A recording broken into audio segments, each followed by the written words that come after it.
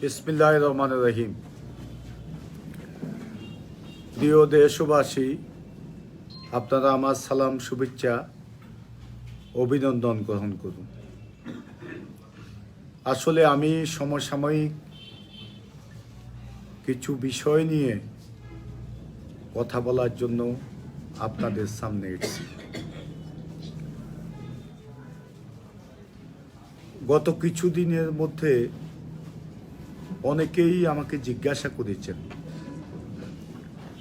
যে আপনি যে আজকে যে কথাগুলো বলছেন, বিশেষ করে অন্যায়, অবিচার, অনিয়মের বিরুদ্ধে প্রতিবাদ করছেন, আপনি সাহস করে সত্য কথা বলছেন, এই কথাগুলো কি জাতীয় রাজনীতিতে স্থান করে নেওয়ার জন্য, এমপি হওয়ার জন্য? এ বিষয়ে আমার বক্তব্য সুস্পষ্ট। সেটি হচ্ছে, আমি কেন্দ্রীয় আওয়ামী লীগের কোনো দায়িত্বে কখনো যাব না। আমি কখনো এমপি হওয়ার আকাঙ্ক্ষা আমার নেই।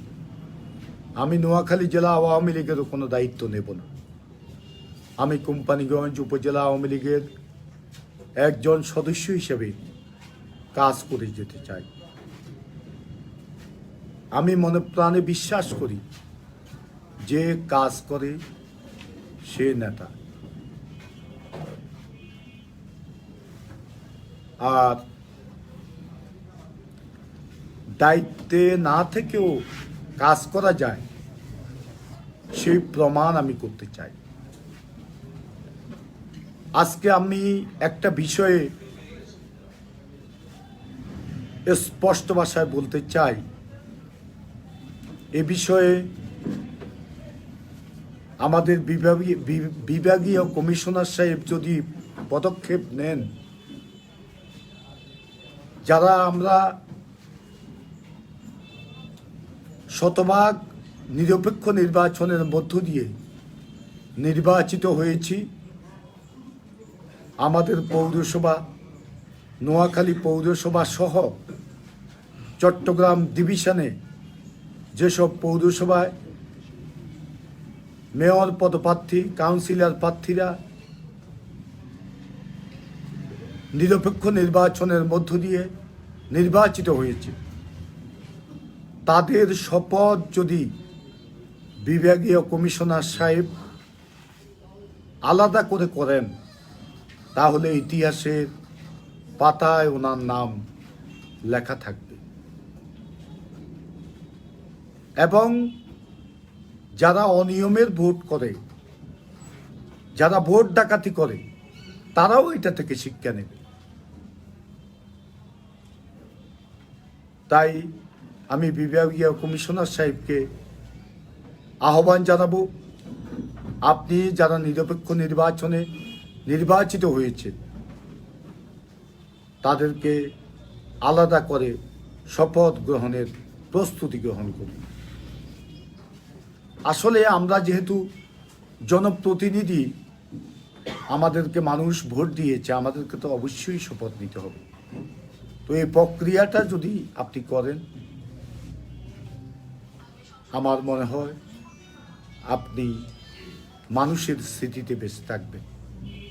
বাংলাদেশের যদি ভবিষ্যতে নির্বাচন ব্যবস্থার পরিবর্তন হয়, আপনার এই কাজটা মাইল ফলক হয়ে থাকবে। সমবেত ভাইরা, আমাদের নেতা, জননেতা ওবায়দুল কাদের সাহেব গতকালকে আমাদেরকে নিয়ে পড়ছেন। আমরা ওনার সাথে নির্বাচন উত্তর সৌজন্য সাক্ষাৎ করেছি। সেখানে তিনি সাংগঠনিক বিষয় সহ নোয়াখালীর বিষয়ে আমাদের সাথে আলোচনা করেছেন। সেখানে তিনি বলেছেন আমাদেরকে শান্ত থাকার জন্য। উনি আমাদের অভিভাবক, উনি আমার পিতৃতুল্য বড় ভাই। উনি আমার আদর্শ, ওনার সিদ্ধান্তের বাহিরে আমরা অন্য কোনো সিদ্ধান্ত নিতে পারি না। কিন্তু আমাদের স্পষ্ট বক্তব্য সেটি হচ্ছে, যদি আগামী 1 মাসের মধ্যে, গতকাল থেকে আগামী 1 মাসের মধ্যে, অর্থাৎ 30 দিন, 31 দিনও হতে পারবে না, 30 দিনের মধ্যে নোয়াখালীর অপরাজনীতির সমস্যার সমাধান যদি না হয়, অপরাজনীতির বিরুদ্ধে যদি ব্যবস্থা না নেওয়া হয়, সেক্ষেত্রে আমরা ঢাকাতে সংবাদ সম্মেলন করে আমরা পরবর্তী কর্মসূচি ঘোষণা করব। এখানে একটা বিষয় উল্লেখ করতে হয়, সেটি হচ্ছে আমাদের নেতা, জননেতা ওবায়দুল কাদের সাহেব, আপনাকে আমরা সম্মান করি, শ্রদ্ধা করি। আপনি বলেছেন আপনার মন্ত্রণালয়ের কেউ যদি অনিয়ম করে তার বিরুদ্ধে আপনি কঠিন পদক্ষেপ নেবেন। আমার অভিযোগ আছে, আমি অভিযোগ করেছি। আমরা কারো পরিবর্তন চাই না, সংশোধন চাই। একটা বিষয়ে আমাকে আজকে বলতে হচ্ছে, সেটি হচ্ছে এখানে একটা আমাদের আত্মীয়তার পরিচয় দিয়ে আজকে কেউ কেউ টেন্ডার বাণিজ্য করছে, এটা চলতে দেওয়া যায় না। আমি আজকে সড়ক ও পরিবহন মন্ত্রণালয়ের সচিব, সড়ক সচিব নজরুল ইসলাম সাহেবকে বলেছি যে আপনি কয়েকজনের নাম আমি বলেছি, তাদেরকে আপনি কোনো অবস্থাতেও আপনাদের কোনো অফিসে স্থান দিতে পারবেন না, তাদেরকে নিষিদ্ধ করুন। তাদের মধ্যে একজন হচ্ছে আমাদের আত্মীয় পরিচয় দিয়ে ইস্কান্দার মির্জা শামীম, সে আমাদের ভাগিনা পরিচয় দিয়ে। আরেকটা হচ্ছে বাবু চট্টগ্রাম, আরেকটা হচ্ছে মিজানুর রহমান বাদল কোম্পানিগঞ্জ, আরেকটা হচ্ছে ফখরুল ইসলাম রাহাত কোম্পানিগঞ্জ, আরেকটা হচ্ছে আজাদ, আরেকটা হচ্ছে আনাস চট্টগ্রাম। এদের মধ্যে ইস্কান্দার মির্জা শামীম, আজকে আমি কষ্ট পেয়েছি, লক্ষ্মীপুর থেকে একজন লোক এসে আমাকে দুইটা ব্যাংকের চেক দিয়েছে, তাকে 2টা চেক দিয়েছে 2 কোটি টাকা। একটা কাজ তাকে নিয়ে দিবে বলেছে ইস্কান্দার মির্জা শামীম। সে লোকটার নাম হচ্ছে এমডি কাওসার হামিদ মজুমদার। এ লোকটাকে কাজ নিয়ে দিবে বলে 2 কোটি টাকার চেক নিয়েছে। 1 কোটি টাকার চেক অলরেডি সে চেকের টাকাগুলা তুলে ফেলেছে, কিন্তু তার কাজ সে এখনো পায়নি। সে মাইনুদ্দিন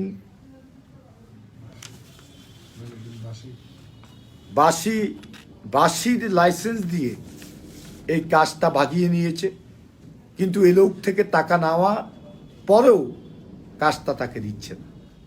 এটা অত্যন্ত দুঃখজনক। আমি আজকে আমাদের মন্ত্রণালয়ের রোডসের আমি সচিব সাহেবের প্রতি অনুরোধ করব, আপনি এ বিষয়ে তদন্ত করে প্রয়োজনীয় ব্যবস্থা গ্রহণ করেন। অন্যথা আমাদের নেতা, জননেতা ওবায়দুল কাদের সাহেবের বাপুত্তি নষ্ট হবে, এটা আমি কোনো অবস্থায় বরদাস্ত করব না। এভাবে অনিয়ম চলতে পারে না। মাননীয় মন্ত্রী আপনাদেরকে নির্দেশ দেওয়ার পরেও গতকালকে আমাদেরকে বলেছে, আশ্বাস দিয়েছেন যে আমার মন্ত্রণালয়ে কোনো অনিয়ম আমি করতে দেব না, কিন্তু আজকে অনিয়মের দৃষ্টান্ত আমার এখানে আছে। এটা কোনো অবস্থায় চলতে দেওয়া যায় না। অনিয়মের দৃষ্টান্ত আমাদের এখানে আছে, চেক আছে, সব কিছু আছে। প্রয়োজনে আমি আপনাদেরকে সাহায্য করব, এটা ব্যবস্থা করব। আরেকটা বিষয় আমি বলছি, সেটা হচ্ছে আজকে সরকারি চাকরি, সেক্ষেত্রে মেধার প্রয়োজন আছে। মেধাবীরাই আজকে সরকারি চাকরি পায়, সেটা মেধাভিত্তিতে হয়, এটা আমরা জানি। কিন্তু কিছু কিছু প্রজেক্ট আছে, সেখানে হাজার হাজার নিয়োগ আপনারা বিভিন্নভাবে দিয়েছেন। আমার এলাকার কয়জন লোককে চাকরি দিয়েছেন, আমাদের নেতা প্রতিশ্রুতি দিয়েছেন যে ঘরে ঘরে চাকরি দিবেন, কিন্তু আজকে চাকরি কোথায়? আপনারা আপনাদের আত্মীয়, আপনাদের প্রতিবেশী, আপনারা কেউ কেউ টাকা পয়সা নিয়ে চাকরি দিয়েছেন, আমার এলাকার লোক চাকরি পাবে না, এটা কোনো অবস্থায় হতে পারে না। আমি সচিব দুইজন আছে, নজরুল সাহেব, বেলায়েত সাহেব, ওনাদের দুইজনকে বলবো আপনারা কিভাবে দেবেন আমি জানি না, কোন মন্ত্রণালয়ে দেবেন সেটাও আমার জানার বিষয় না। অন্তত ঘরে ঘরে না পারেন 500 কোম্পানিগঞ্জে, 500 কবিরহাটে ছেলে মেয়েকে চাকরি দিতে হবে। অন্যথায় উদ্বুদ্ধ পরিস্থিতির দায় দায়িত্ব কিন্তু আপনাদের দুইজনকে বহন করতে হবে। আমরা অতীতের হিসাবগুলো করব, যারা চাকরি পেয়েছে এরা কিভাবে চাকরি পেয়েছে খোঁজ খবর নিয়ে আমরা কঠিন পদক্ষেপ নেব, এটা স্পষ্ট ভাষায় বলে দিচ্ছি। এটা কোনো অবস্থায় চলতে দেওয়া যায় না। আমাদের মন্ত্রী মহোদয়ের ভাবমূর্তি নষ্ট করে আপনারা যা ইচ্ছা তা করবেন, এটা করতে দেব না। আমি এখান থেকে সিবি পাঠাই, সেই সিবিগুলা টেবিলের নিচে ফেলে দিই, এ অবস্থা চলতে দেওয়া যায় না। আমি স্পষ্টভাবে বলবো, আপনারা আমাদের এলাকার ছেলে মেয়েদেরকে চাকরি দেওয়ার জন্য প্রয়োজনীয় পদক্ষেপ নেন। এখানে শুনেন, আমাদের নেতা ওবায়দুল কাদের সাহেব বলেছেন নোয়াখালীর অপরাজনীতি উনি বন্ধ করবেন। আমরা আশ্বস্ত হয়েছি, আমরা আশাবাদী 1 মাসের মধ্যে এই সমস্যার সমাধান হবে, অন্যথায় প্রয়োজনীয় পদক্ষেপ আমরা নেব। নোয়াখালীতে যে অপরাজনীতি চলছে এটা তো বারবার বলা হয়েছে, নতুন করে বলার অপেক্ষা রাখে না। আজকে একটা কথা নতুন করে শুনছি না, এটা অতীতেও শুনেছি, কিন্তু আজকে একজন এসে আমাকে বলল যে ইউনিয়ন পরিষদের নির্বাচন আসছে, এখানে কবিরহাট উনি নিয়ন্ত্রণ করেন, জোর করে গায়ের জোরে নিয়ন্ত্রণ করেন। এই কনস্টিটুয়েন্সির নেতা হচ্ছে ওবায়দুল কাদের সাহেব, কবিরহাটের নেতা হচ্ছে ওবায়দুল কাদের সাহেব। ওনাকে সাথে পরামর্শ না করে, সেই এলাকার সভাপতি সম্পাদকের সাথে পরামর্শ না করে একরামুল করিম চৌধুরী, তার স্ত্রী এবং তার ছেলে সহ আজকে কবিরহাটে নমিনেশন দিচ্ছে। আমরা শুনেছি সেখানে নমিনেশন বাণিজ্য হচ্ছে। তারপরে সুবর্ণচর, সেখানে নমিনেশন বাণিজ্য হচ্ছে। অনেকে আমাদের কাছে অভিযোগ করেছে তাদেরকে নাকি টাকা দিতে হবে নমিনেশনের জন্য। এটা কোনো অবস্থায় আমরা মেনে নেব না। একরামুল করিম চৌধুরী সাহেব, আপনি কি বলেছেন? নোয়াখালী আপনার নিয়ন্ত্রণে। চৌমুহনী পৌরসভার নির্বাচনে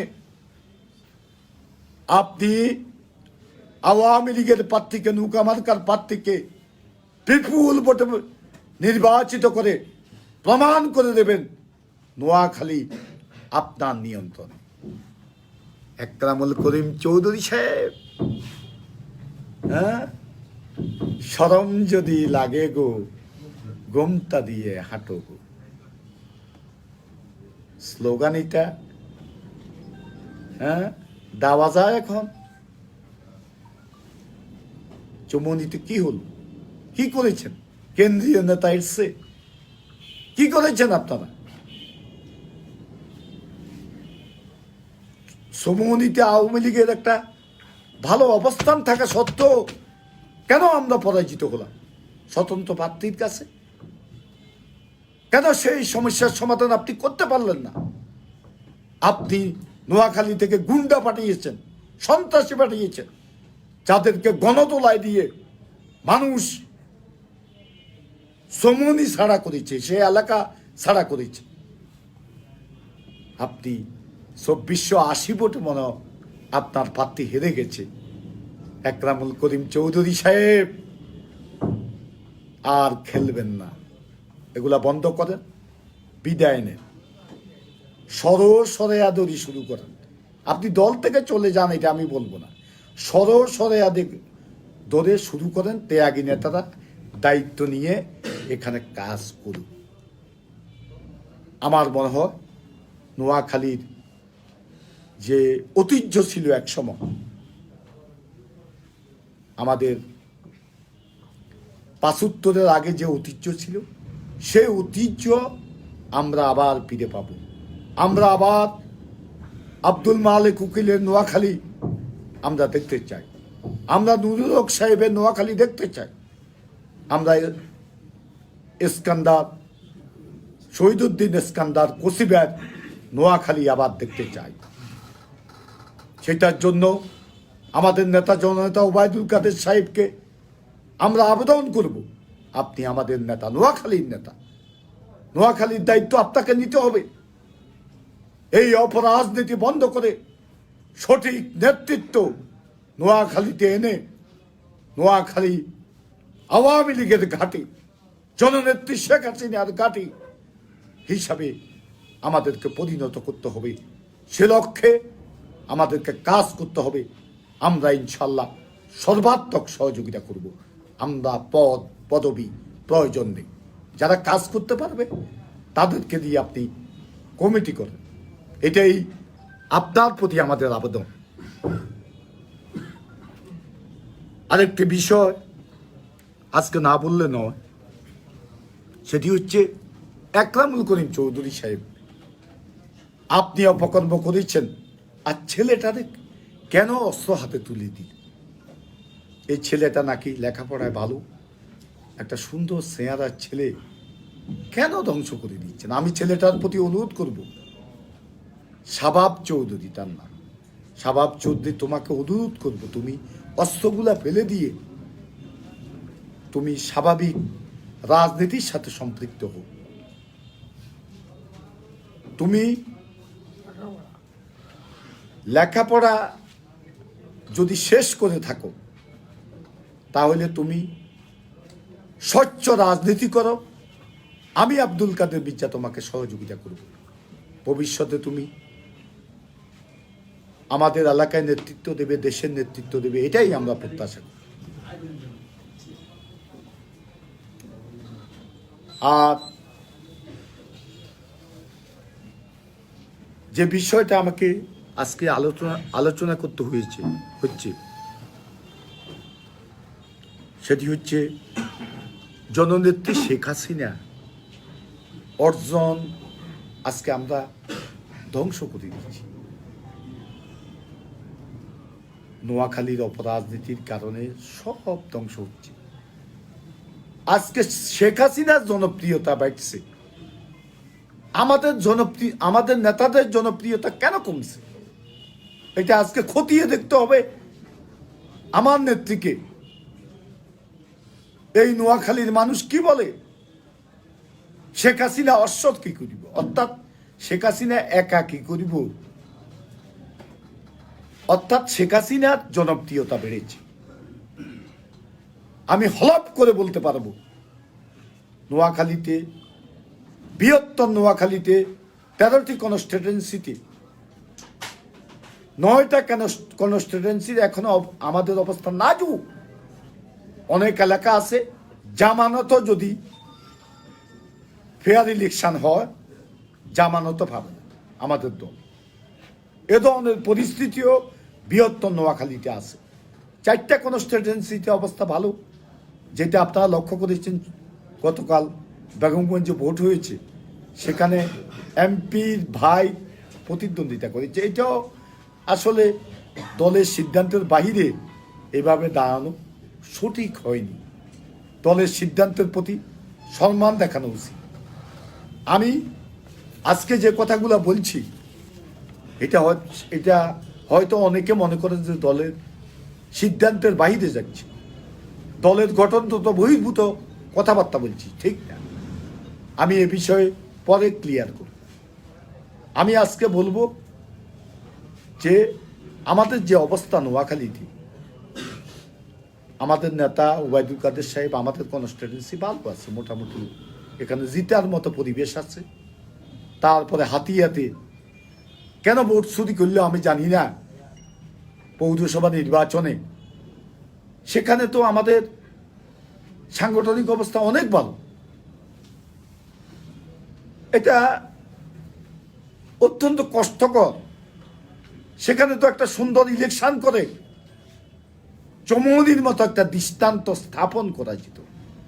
চৌমনির ইলেকশনেও ষড়যন্ত্র হয়েছে। আমরা এখান থেকে বলেছি, যদি চৌমনির নির্বাচনে যদি কারচুপি হয়, সেটার দায় দায়িত্ব নোয়াখালী জেলা প্রশাসক এবং এসপিকে নিতে হবে। আমি এখান থেকে স্পষ্ট ভাষায় বলেছি। এবং ভোটের দিন 2টা কেন্দ্র দখল করার পায়তারা করেছিল। আমি এসপি সাহেবের সাথে কথা বলেছি যে আপনি এই 2টা কেন্দ্রে যাতে সুন্দর ইলেকশন হয়, সেজন্য প্রয়োজনীয় পদক্ষেপ গ্রহণ করুন। উনি আমাকে আশ্বাস দিয়েছে, আমি ওনাকে ধন্যবাদ জানাই। উনি ওনার কথা রক্ষা করেছেন। তারপরে আমাদের সার্কিলের কনস্টিটুয়েন্সিটা কিছুটা আছে, সেখানেও শুনতেছি যে ভোট ডাকাতির একটা মহা এখন থেকে শুনতেছি পৌরসভা নির্বাচন। এটা ঠিক না, এটা বন্ধ করতে হবে আমাদের। এটার বিকল্প নেই। জননেত্রী শেখ হাসিনার এত উন্নয়ন, আজকে জননেত্রী শেখ হাসিনা উন্নয়ন বিশ্বের রোল মডেল। জননেত্রী শেখ হাসিনা গত 5 দিন আগে সারা বাংলাদেশে 70,000 দরিদ্র মানুষের মধ্যে ঘর বিতরণ করেছে। এটা বিশ্বের ইতিহাসে এটা নজির নেই। তারপরে নিজস্ব অর্থায়নে পদ্মা সেতু করছে।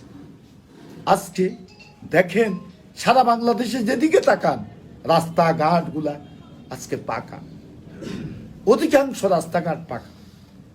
বিশেষ করে রোডসের রাস্তাগুলো আমাদের নেতা ওবায়দুল কাদের সাহেব, আমার মনে হয় কোনো রাস্তা বাকি নেই রোডসের যেগুলা পাকা হয়নি। এত উন্নয়নের পর আমরা কেন ভোট ডাকাতি করতে হবে? এ বিষয়ে আমি একটা কথা বলতে চাই, যদি আমরা পরবর্তী জাতীয় সংসদ নির্বাচনে আমাদেরকে জিততে হয়, সেক্ষেত্রে আমাদেরকে এখন থেকে প্রস্তুতি নিতে হবে। সেই প্রস্তুতিটা হচ্ছে নমিনেশন জনপ্রিয় প্রার্থীকে দিতে হবে। তার কাছে যদি টাকা পয়সা না থাকে, সে যদি জনপ্রিয় ব্যক্তি হয়ে থাকে দলের, তাকে নমিনেশন দিন। টাকা পয়সার দায়িত্ব আমাদের অভিভাবক জননেত্রী শেখ হাসিনাকে নিতে হবে।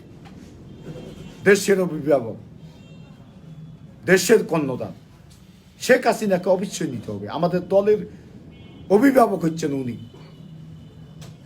তারপরে যারা ব্যবসায়ী, তাদেরকে মনোনয়ন না দেওয়ার কথা আমি বলবো না।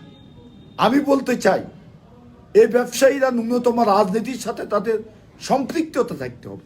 মানুষের সুখ দুঃখ হাসি কান্নায় থাকতে হবে।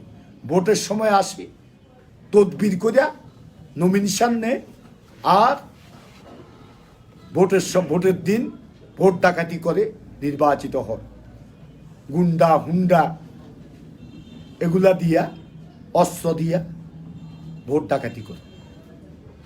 তাদের যদি এলাকার সাথে আগে সম্পৃক্ততা থাকতো, মানুষের সুখ দুঃখ হাসি কান্নায় থাকতো, একটা গরিব মেয়ে অর্থের অভাবে বিয়ে দিতে পারছে না, তাকে যদি সাহায্য করত, একটা গরিব মানুষ বিনা চিকিৎসা মারা যাচ্ছে, তাকে যদি সাহায্য করা হতো, যদি এলাকার মানুষের সুখ দুঃখ হাসি কান্নার সাথে যদি ন্যূনতম জড়িত থাকে, সে ব্যবসায়ী হলেও তাকে মনোনয়ন দিলে ইনশাল্লাহ সে আবার কাম করে আসবে। কিন্তু এটার পরিবর্তন আমাদেরকে অবশ্যই করতে হবে। আরেকটা বিষয় বলবো, সেটা হচ্ছে আজকে আমি মারা গেলে আমার সন্তান পৌরসভার মেয়র হতে হবে, এই যে প্রবণতা, এটা দুঃখজনক। এটা চলতে দেওয়া যায় না। আমার ছেলের যদি যোগ্যতা থাকে সেক্ষেত্রে হোক, আমার কোনো আপত্তি নেই। কিন্তু অযোগ্য, স্বামী মারা গেলে স্ত্রী, পিতা মারা গেলে ছেলে অথবা মেয়ে, অযোগ্য, তাদের এলাকার সাথে কোনো সম্পর্ক নেই, দলের সাথে কোনো সম্পর্ক নেই, রাজনীতির সাথে কোনো সম্পর্ক নেই, তাদেরকে মনোনয়ন দাও, এটাও বন্ধ করতে হবে। এটার বিকল্প নেই। আজকে বিএনপি জামাত, বিএনপি জাতীয় পার্টি যা করবে সেটা আওয়ামী লীগ কেন করবে? আওয়ামী লীগের করার প্রয়োজন আছে বলে আমি মনে করি না। বিএনপি জামাত এদের কোনো অবস্থান নেই। বিএনপিটা হচ্ছে কমলাপুর রেল স্টেশন। এখানে খালেদা জিয়াকে আওয়ামী লীগ বিদ্বেষীরা ঘিরে একটা প্ল্যাটফর্ম বানাইছে। এটা কোনো দল নয়, এখন তো অস্তিত্বই নেই। খালেদা জিয়া সরকারের সাথে আপোষ করিয়া আরামে ঘুমাইতেছে বাসায়, আর তারেক জিয়া অসুস্থতার অজুহাত দেখায় লন্ডনে গিয়া সেখানে চিকিৎসার নামে সেখানে অনিয়মের সাথে জড়িত, নানা অনিয়মের সাদাবাজি করে বাংলাদেশ থেকে নমিনেশন দিয়ে বিভিন্ন জায়গায় নমিনেশন দিয়া এখান থেকে টাকা পয়সা নিয়ে সেখানে এগুলা অর্থের পাহাড় করতেছে ভবিষ্যতের জন্য। ওই যে আন্ডামি গান্ডামি করি রাজনীতি করার জন্য যত অনিয়ম করার সবগুলো করতেছে। এসব লোকজন দিয়া বাংলাদেশের রাজনীতি হবে বলুন? আর জামাতে ইসলাম এটা তো রেজিস্ট্রেশনও নাই, এটা বিএনপির কোলবালিশ। আরো 50 বছর তাদেরকে কোলবালিশ হিসেবে থাকতে হবে। আর হেফাজত একটা বাইরেছে, আমাদের কিছু কিছু নেতা এনকারেজ করে তাদেরকে, হ্যাঁ, তাদের সাথে মাঝে মধ্যে ইয়ে করে, প্রেম করে। কি দরকার তাদের সাথে প্রেমে? কি আমরা ভুলে গেছি ওই যে শাপলা সত্তরের সে ঘটনা? কি তাণ্ডব তারা করেছে, পুলিশ বাড়িতে আক্রমণ করে পুলিশ হত্যা করেছে, কোরআন শরীফ পুড়ে ফেলেছে। এদের সাথে কিসের ঐক্য? এরা কি আমাদেরকে ভোট দেয়? কারা কারা এই এই সিদ্ধান্ত দেন? কারা এই মন্ত্র দেন? এদের সাথে কিসের সম্পর্ক? আর এদের কোনো অস্তিত্ব নয় সারা দেশ। এরা কি আমাদেরকে ভোট দেয়? প্রশ্নই উঠে না। কখনো কোনো নির্বাচনে একটা ভোটও তারা আমাদেরকে দেয় নাই এবং দিবেও না। ঠিক আছে, তাদের জন্য কিছু করা হয়েছে, এটা ঠিক আছে। আওয়ামী লীগ তো ইসলামের জন্য অনেক কিছু করেছে, কিন্তু সেটা কি এখন বলে কেউ? কাওমি মাদ্রাসাগুলোতে সেখানে সনদ দেওয়া হয়েছে তাদেরকে, তাদের কোনো অস্তিত্ব ছিল না, কিছুই ছিল না। এটা কি তারা স্মরণ করে? বক্তৃতায় বলে, বক্তৃতা ওয়াজ মাহফিলে দাঁড়াইলে শেখ হাসিনার বিরুদ্ধে কথা বলে, দেশের বিরুদ্ধে কথা বলে, ইন্ডিয়ার বিরুদ্ধে কথা বলে, হিন্দু মুসলমানের কথা বলে। এটা কি সাম্প্রদায়িক দেশ? এটা অসাম্প্রদায়িক বাংলাদেশ, বঙ্গবন্ধুর অসাম্প্রদায়িক বাংলাদেশ। এখানে সাম্প্রদায়িকতার কোনো স্থান নেই। এটা বরদাস্ত করা হবে না, অন্তত আমার কোম্পানি করছে। আমি সাম্প্রদায়িকতার কোনো স্থান এখানে দেব না। এখানে প্রত্যেকটা দলের, প্রত্যেকটা ধর্মের মানুষ যাতে সুন্দরভাবে তাদের ধর্মীয় কর্মকাণ্ড সহ এলাকায় বসবাস করতে পারে, সেজন্য প্রয়োজনীয় সকল পদক্ষেপ ইনশাল্লাহ আমরা দেব। এদের সাথে কিসের ঐক্য, কিসের সম্পর্ক, এগুলা বন্ধ হওয়া প্রয়োজন। আমাদের তথাকথিত নেতারা আজকে তাদের সাথে ঐক্য করে, এটা চলতে দেওয়া যায় না। এদের কোনো প্রয়োজনীয়তা আছে বলে আমি মনে করি না। আওয়ামী লীগের এখন উচিত যে দলটাকে সুসংগঠিত করা। আগে আমরা দেখেছি মুক্তিযুদ্ধের সময় তখন একটা টিম ওয়ার্ক ছিল। সৈয়দ নজরুল ইসলাম, তাজউদ্দিন সাহেব, তারপরে মনসুর আলী, কামরুজ্জামান, এই চারজনের সমন্বয়ে যে টিম ওয়ার্ক, সেই টিম ওয়ার্কের কারণেই 71 সালে মুক্তিযুদ্ধ, সেই টিম ওয়ার্কের কারণেই মুক্তিযুদ্ধটা মূলত সংগঠিত হয়েছে। তারপরে আমাদের শেখ ফজলুল হক মনি, সিরাজুল আলম খান, আসমা দুরব, শাহজাহান সিরাজ, আব্দুল কুদ্দুস মাখন, তোফায়েল আহমদের নেতৃত্বে একটা টিম ওয়ার্ক ছিল। এরা আমাদের জাতীয় নেতারা এবং এই যুব নেতা, ছাত্র নেতারাই মূলত 1971 সালে মুক্তিযুদ্ধ করেছে এবং আমরা একটা স্বাধীন সার্বভৌম বাংলাদেশ পেয়েছি। বঙ্গবন্ধুর নির্দেশে সব কিছু হয়েছে। মুক্তিযুদ্ধের সময় একটা কথা বলতে হয়, আজকে এই বিষয়টা আসলে আমাকে কষ্ট দেয় মাঝে মধ্যে। জিয়াউর রহমান স্বাধীনতার ঘোষক, এই যে বিদ্বেষা, এটা কত বড় দুঃখজনক। জিয়াউর রহমান যখন ছিল তখন কি জিয়াউর রহমান বলেছে আমি স্বাধীনতার ঘোষক? বলে নাই। জিয়াউর রহমান আজকে কবরে তাকে লজ্জা পাইতেছে। এরা জিয়াউর রহমানকে ঘোষক বানাইছে। এটার ব্যাখ্যা আমি দিতে চাই না।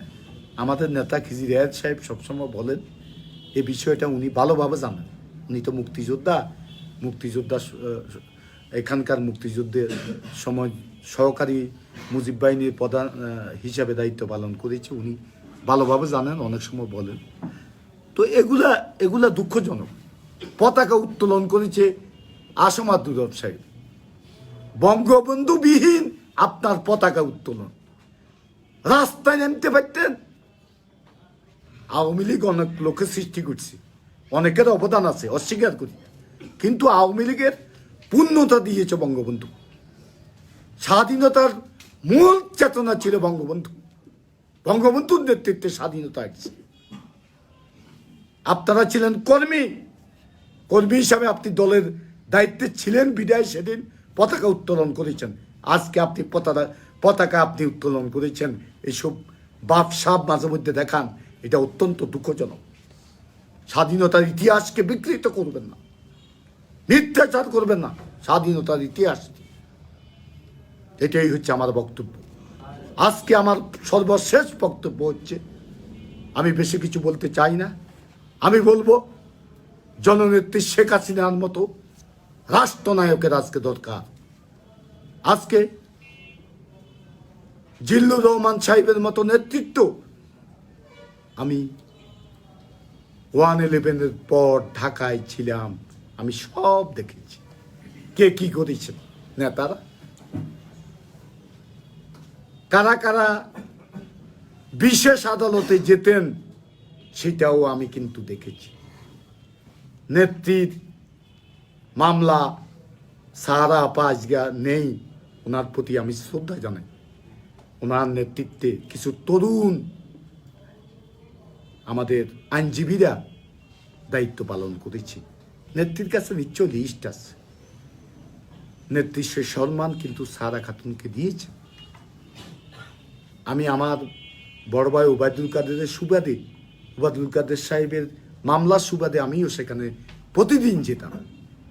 রাস্তায় কাকে দেখছি, কারা ছিলেন, কোথায় ছিল নেতারা?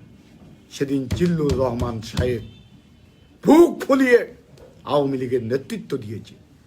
তার মোবাইলের টোনে ছিল বঙ্গবন্ধুর ভাষণ, আমার এখনো স্মরণ আছে। ওনার মতো নেতা আর আজকে দরকার। আজকে দরকার আমাদের মহামান্য প্রেসিডেন্ট আব্দুল হামিদ সাহেবের মতো এমপি, যিনি বিরোধী দলেও থেকে, বিরোধী দল যখন ক্ষমতায় ছিল তখনও তিনি এমপি ছিলেন। ওনার মতো এমপির দরকার। ওনার মতো সারা বাংলাদেশে প্রত্যেকটা ডিস্ট্রিক্টে এ ধরনের একটা এমপি যদি থাকে, তাহলে সে এলাকায় কোনো সমস্যার সৃষ্টি হবে বলে আমি মনে করি না। শেখ হাসিনার সঠিক সিদ্ধান্ত নিয়েছে ওনাকে প্রেসিডেন্ট নির্বাচিত করে। তারপরে আজকে ব্যারিস্টার রফিকুল হক সাহেব আমাদের মাঝ থেকে হারিয়ে গেছে। আমি তার স্মৃতির প্রতি শ্রদ্ধা নিবেদন করছি। এ লোকটা নীতি নৈতিকতা ছিল। জননেত্রী শেখ হাসিনার মামলা করেছে, খালেদা জিয়ার মামলাও করেছে। সে দেশপ্রেমিক ছিল।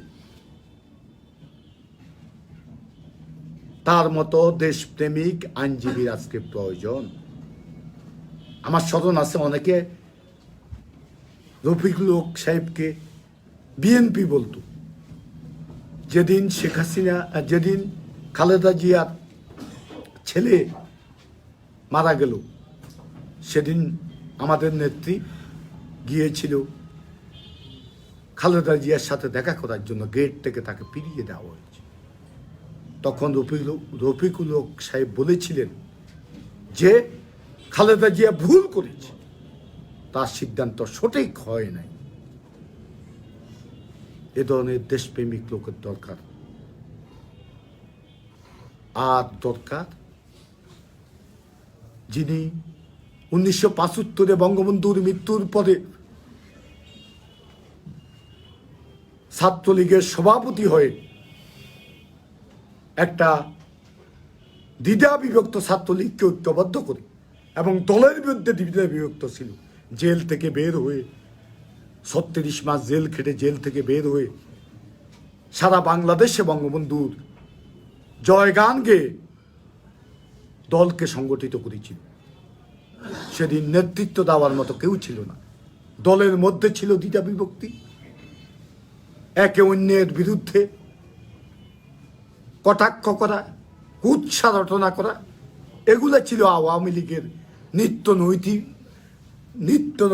নৈমিত্য কর্মকাণ্ড। প্রতিদিন তারা এগুলা করত। এটার মধ্যে ওবায়দুল কাদের সাহেব জেল থেকে বের হয়ে সারা বাংলাদেশে দলকে সংগঠিত করেছে। ওনার বক্তব্য আজও আমার কানে বাসে। কে বলে বঙ্গবন্ধু মুজিব তুমি নেই, তুমি আছো কৃষকের নাঙ্গলের পলা। এ ধরনের বক্তব্য আমার স্মরণ আছে। সূর্য সেন হলে একটা বক্তৃতায় উনি বলতেছে, আমি ফুলের মালা নিতে এসেনি, আমি এসেছি বঙ্গবন্ধুর কথা বলতে। এভাবে সারা বাংলাদেশে উনি বঙ্গবন্ধুর জয়গান গেয়ে কর্মীদেরকে ঐক্যবদ্ধ করেছেন, যার ফলশ্রুতিতে 1981 সালের 17ই মে ঢাকাতে বৃষ্টি, প্রচুর বৃষ্টি, ঝড়, শেখ হাসিনা বাংলাদেশে এসছে। মানুষ অনেক আশা, অনেক প্রত্যাশা বুকে ধারণ করে, বিশেষ করে আওয়ামী পাগল নেতা কর্মীরা সেদিন ঢাকায় জনসমুদ্রে পরিণত করেছে। লাখো লাখো জনতার মিছিল আমি দেখেছি, গগন বিদারী স্লোগান আমি দেখেছি। এই বৃষ্টির মধ্যে এটা হচ্ছে ওবায়দুল কাদের সাহেবের ক্যারিশমা। ওনার কারণে এটা সম্ভব হয়েছে।